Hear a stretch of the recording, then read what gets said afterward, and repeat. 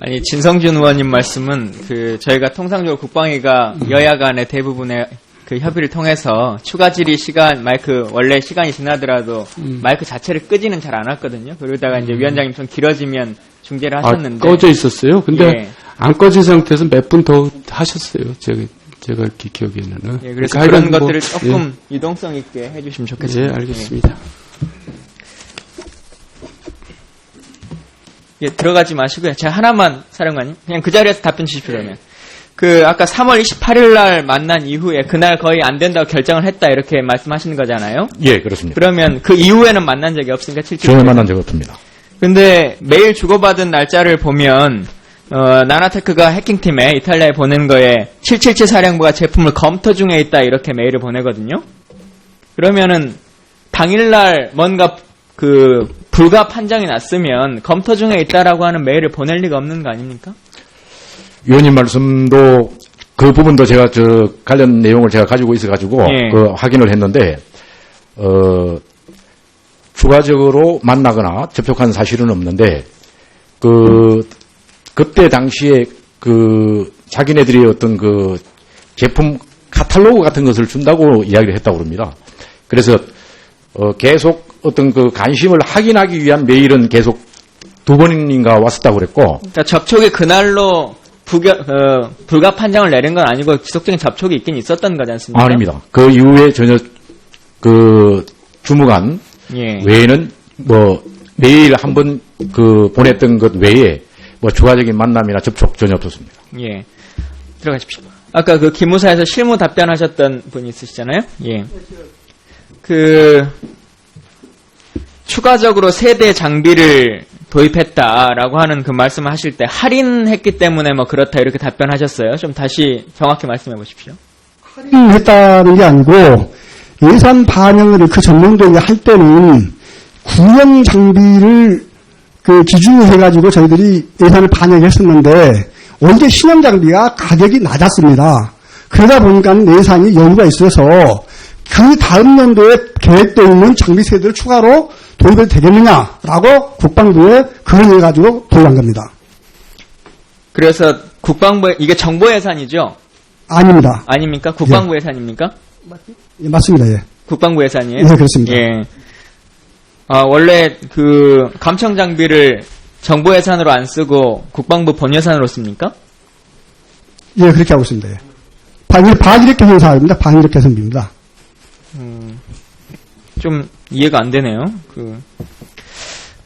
사실은 국정원도 이때 똑같은 답변을 해서 제가 질문 드렸던 거거든요. 국정원도 왜 2012년도에 추가로 30개 회선을 더 하려고 했느냐라고 하는 질문을 할 때 그때 나나테크가 할인해줘서 추가 구입을 하려고 했다라고 하는 답변을 했었는데 그래서 이 세 개는 예산을 바꿔가지고 추가적으로 지금 구입을 하시는 거죠, 최종적으로? 그렇습니다. 최종적으로 구입을 하신 거고요. 네. 예, 알겠습니다. 사이버 사령관님, 이 국방부 사이버 TF도 사령관님 산하입니까? 아니면 장관님 산하입니까? 지금? 국방부 참모부서입니다. 참모부. 저희가 국방부 본부입니다. 그러니까 예, 사이버 TF를 예, 소관하는 게 두 분 중에 누구세요? 저입니다. 예. 그러면은 이 화장한 대령이라는 분, 메일에 계속 등장하는 분이지 않습니까? 예. 이분과 관련한 조사는 누가 혹시 내용을 아십니까? 당시 허중령이 예. 싱가포르지? 싱가포르에 출장을 가서 예. 그런 관계자들과의 이 인사를 통해서 명함을 받고 예. 주고받았는데 이제 그걸로 해서 연락이 되었다. 이분에 대한 조사는 좀 이루어졌습니까? 상황이 어땠는지에 대한 감찰이 있었습니까? 조사가. 감찰 조사를 하거나 그런 건 아니고요. 감찰까지는 아니더라도. 예, 그 사람한테 확인을 했더니 전혀 그 사실 외에는 예. 이런 해킹팀 프로그램이라든지 이런 것과는 관계가 없다. 그렇게 확인을 해서 지난번에도 여러 차례 답변을 드렸습니다. 그러면 사령관님 다시 한 번만, 사이버 사령관님. 아까 3.1센터 말씀하시면서 연구기술개발 부서다 이렇게 말씀하셨는데요. 국정원도 사실은 연구비로 이걸 이제 도입해 왔던 거거든요.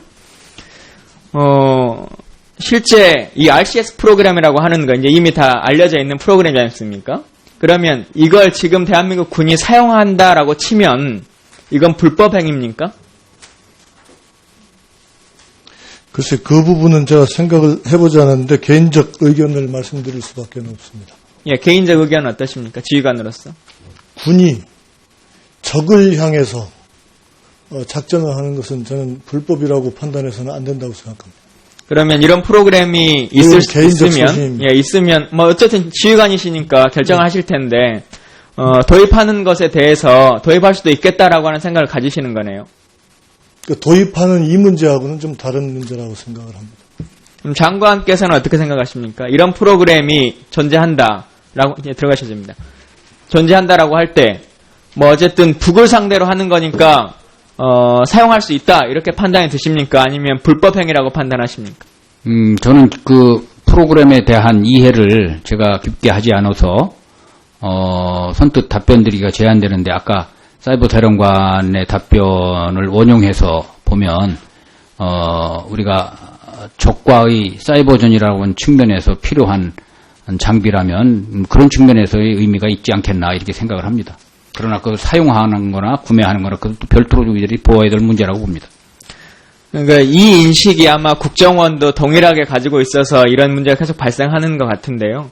그러니까 군 기관이든 아니면 정보기관이든 간에 대한민국 법률이 정하는 범위 안에서 행정행위를 하시려고 생각하셔야 되는데, 필요하다면 법을 뭐 어떻게든 바꿔서 하시든 아니면 어떤 기준을 정하시든 뭐 해야 되는데, 자의적으로 판단하시면 안 될 것 같고, 현행 법률로는 뭐 어쨌든 명백하게 불법 행위라고 하는 것이니까 감안하시면 좋겠고요. 시간이 없으니까 아까 지뢰 관련해서 한두 개만 질문 드릴게요. 유엔사가 북한에 며칠 날까지 그 대령급 회동을 하자 이렇게 날짜를 정한 게 있습니까? 며칠 날까지는 아닌 것으로 알고 있고요. 그러면 뭐 막연하게 회동을 하자 이렇게 되어 있습니까? 그 항상 그런 것이 있으면 예. 유엔사는 유엔사 장성급 회담 또는 대령급의 비서장 회의 이런 것들을 요구하기 때문에 그런 차원에서 한 것으로 알고 있습니다. 그러면 그 기간이라고 하는 것은 특정하지 않고 그냥 답변이 오면 그때 날짜가 정해지고 그런 겁니까? 예. 그래서 그것도 북한이 지금 정전협정을 인정하지 않고 또 유엔사의 존재를 인정하지 않아서 문서를 받지 않아서 판문점에서 유엔사의 담당 장교가 확성기를 들고 그것을 읽어줬습니다. 조금만 더 마무리하겠습니다.